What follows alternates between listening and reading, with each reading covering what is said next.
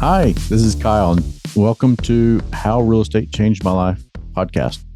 And I'm going to tell you really why this podcast exists. And what it is I've been in real estate for a long time. I've been in it for over 20 years. And I can honestly say real estate has changed my life. And what's interesting to me is how people don't see how they can make real estate change their life, whether it's be they have the stereotypes about it, like it's too expensive, I can't afford it, I don't want the challenges or the risk. And to me, really, those risks and stereotypes are not, they're not real. Most of what you've heard on those stereotypes are from people that haven't made it in real estate or haven't even tried to make it in real estate. And there was a few months ago, I was leaving church, and my buddy that I went to college with, who knows me very well, he knows that I'm in real estate. I make a living through it, and I've done okay.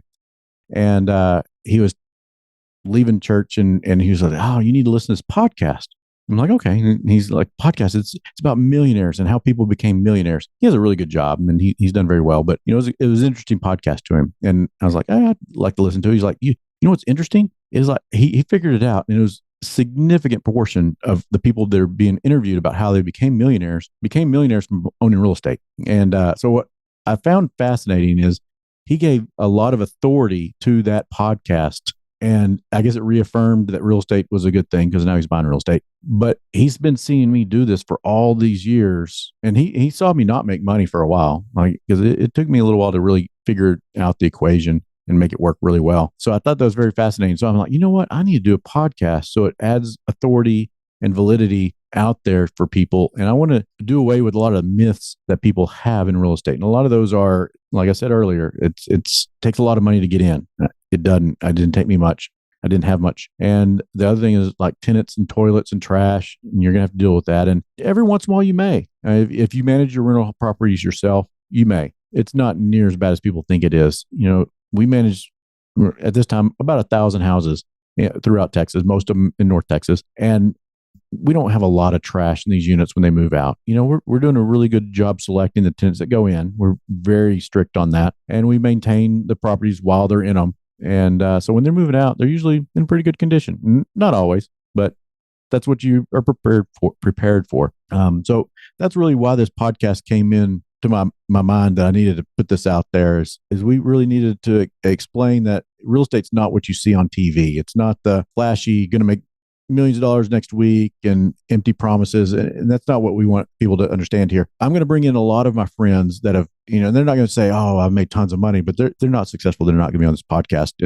And all of these people have their story about how they got into real estate, and they're all different. Everybody's different. I'm going to have a good friend of mine, Steve, who talks about how he just kind of bought a couple little rent houses on the side, and then fast forward a few years, and he's like, there was a lot of equity in these. And then he was able to use that to buy more houses. And then now he's building duplexes. And this is not even barely a part-time job for him. He self-manages, and he's got a significant portfolio, and he's got a regular job. And I've got another gentleman that him and his wife sat down and put a financial plan together, and they went out and did it. And I think they bought a good number of little rent houses on their own. And I think they took their 401k out and did all that. So, and they'll tell you many times over, buying the rental houses far exceeded what their 401k would have done. I've got a few other guys that did a couple of those real quick, make a few bucks real quick, wholesaling houses, and then quit his job and went all in. And that's going to be a good story too. So I'm going to have a bunch of those stories with friends of mine.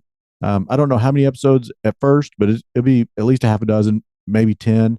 And then I'm going to roll into the execution of the business model that'll really help you invest in real estate. So for example, we've got lots of lenders that I work with, and they're all different. I've got guys that are traditional lenders. I've guys that are hard money lenders, and I've got guys that are big corporate commercial lenders. And so I'm going to have some of those guys on here and talk about what it is that they do to be able to help you be successful in real estate. I've got some insurance guys, and I've got general contractors too that I'll probably bring in.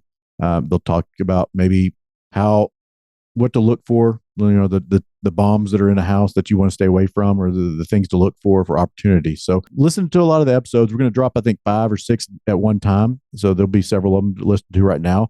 And then I think we're going to have one every other week. for the foreseeable future. But I really do want people to take a lot of value out of these. Listen to what these people say. They're not. None of these people started rich. I guarantee you that. But all of them are doing very, very well now. So let's go ahead and start with, how real estate changed my life. I mean, I'm named a podcast after. I should at least give my story. So my story is it was nothing special. I graduated college, and about 12 months after graduating college, I bought my first duplex. That was in Columbus, Ohio, and it was great in the sense that, or half the building was rented to a tenant. I think it was 73% of the principal, interest, taxes, and insurance that tenant paid for me. So I just had to make up the 27% otherwise. And what I ended up doing is renting out a spare bedroom to a coworker of mine. And so I got to live there for free. Pretty good business model. Duplexes are really hard to find in my current market, which is Dallas, Fort Worth. But in Columbus, Ohio, they were everywhere. I ended up helping a few other people do the same thing, buying duplexes. They didn't live in them, but they bought them and I'd manage them for them. Then came back down to Texas, had to do the corporate gig for a little while. And what happened is people just kept bringing houses to me. They just knew Kyle knows what he's doing. So I'd manage those rental houses for him. I'd sometimes help him buy them. But to get really to the story of how it changed my life is we'll start with my house that I bought when my son was born. He was born in March of 2009. And I was like, I need to pay for this kid's college. I was fortunate enough, my parents sacrificed enough to pay for my college, and I want to do the same for my kids. And so I went out and bought an opportunity. It wasn't bad, but it was rough. I think it was a foreclosure, and I bought it with what's called a hard money loan. Hard money loan means basically they're not lending me the money because of my stellar income or credit or debt to income ratio. They're lending it on that property. So they knew that property was going to be worth X amount of dollars when it's all fixed up. So they'd lend a percentage of that. So I was fortunate enough, I had to bring $5,000 down for that house, and they'd lend enough to purchase it and then enough to remodel it. And so I'd go after work and lay tile and clean it up, paint it, what have you. Got that thing up and running, got it rented, positive cash flow from first month out. I went to the bank to refinance it because the hard money loans are expensive. They're short term by nature. And I got $2,500 back at closing. So I had $2,500 in this house. This house was cash flowing from day one. Had equity in the house. Had over 20% equity in the house, and I had $2,500 in it. Today, I did sell that house to buy other ones later, so that money's still working. But just for example, let's pretend that I kept that house. That house would completely pay for my son's college right now. That house is probably worth about $225,000 right now, and I bought it for like in the mid 50s. So I probably had a $65,000 note on it at one time before I traded it up for more houses. We used that house as my kind of an educational plan for my son too. So we would drive by that house after eating at a restaurant nearby, and we'd drive by it, and I'd tell my son, hey, there's your college house. And we got to use that as a learning experience for him, or opportunity, letting him know that that's the house that we're going to pay his college with. And so I remember one night we drove by, and he's like, I want to go to my house. And we got to say, hey, other people live there, and they live there, they pay rent, and that rent pays for that house. And the money that comes from that house is going to pay for your college. And that's how we call it. It's college house. We did the same thing for my daughter. It was over in Dallas. This other house was in Watauga. It was a lot rougher, but ultimately I ended up trading those houses up for better. I bought an RV or mobile home park later on with those funds, and then rolled that money into other houses. So I could have just stayed where I was at with those houses, or I could have leveled up. I chose to level up. You don't have to, but I'm going to say that did change my life and my kids' lives, in that I have my college plan figured out for my kids, and I did it very, very cheaply. $2,500 for my son and $0 for my daughter, because I bought it so cheap that it was free. I borrowed 100% for it, but it had plenty of equity. Made good money when I sold that to roll it into the mobile home park. So from there, I just kept buying houses. I buy houses that need a lot of work. I fix them up. I make them rental houses. And the other thing on real estate that's changed my life is I'm good at it. So I've helped other people do the same. And, we managed a significant portfolio of homes in Texas, mostly in North Texas. And that's really changed our life. It's allowed my wife to stay at home and raise our kids, which has been important to me. I wanted my wife to be available for my kids, for all the little things they do at school, all the PTA, all the school lunches, all the supporting the teachers is very important to my wife was involved with that. So it has changed our life significantly. I had one crazy goal that I wanted real estate to do for me, and that was to pay my bills. And so it does. And I would say that I've been successful in that, and I'm proud of that. I had another little odd goal, and I'm just I don't want to make this a brag session, but I do think it's important to let you know that it has worked for me. And I wanted to take a month off. I wanted to go on a vacation for a month and not have to worry about work. And fortunately, last year we did that. We went on a good family vacation. I got to build memories with my kids before they got too old and went off to college.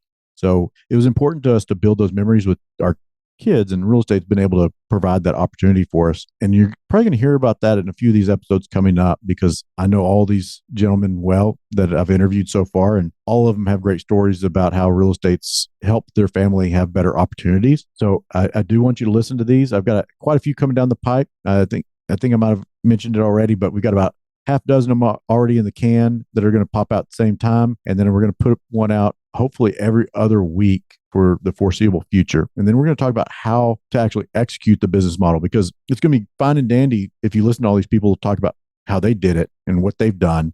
And it's none of these people came for money. All of them made everything work themselves. They've all done it differently, which I think is important. And we're also going to start talking about how do they do it, like actually do it, like who lent them the money, how do they structure their finances, how do they manage it? Do they use self-manage? Do they manage with a property management company like my company? Or, how do they insure the properties? Because it's a different type of insurance that you use for rental properties. I think everybody's going to be long-term rentals. We might have a short-term rental guy on here or two, maybe a mid-term rental, because those are sexy topics right now, and they do have a place in the market. But I'm certainly a long-term rental owner. I love the tenants stay there for many years. My ideal investment right now is a 3 or 4 bedroom house, at least a 2 bedroom or 2 bathrooms, like the garage. I want my tenants to get in there, become friends with the neighbors. I want the guys playing poker with the guys next door, the ladies in the ladies club with the lady across the street. And I want the kids playing with the kids in the neighborhood, their Cub Scouts or whatever. And then I want them to put a Christmas tree in the attic, and I want them to never leave. I wish them all the best, but I provide a safe, secure home, and that's going to be a place for them. So real estate's changed my life. I don't know how else to put it other than that. And I really hope that you get to listen to all these episodes and get some value out of it. And if you have questions, reach out to us. I'm not going to sell you anything. I just want you to learn something from this. But my email address is Kyle, Kyle, at McCawPM.com. McCaw should be pretty obvious on how to spell it. It's MCCAW, like my shirt. P as in Paul, M as in Mary.com. So Kyle at McCawPM.com. And our office number is 817-491-2553. Reach out to us. We'd love to service you and your real estate needs, of course, but I don't have to. I'll just talk to somebody just because they want to talk about real estate. If you got questions and problems, I'm here to answer them. I'm help you out. Not a limited opportunity business. We're here to help everybody because there's a room for everybody for improvement. So thanks for listening, and I hope you get some value out of these. Thanks.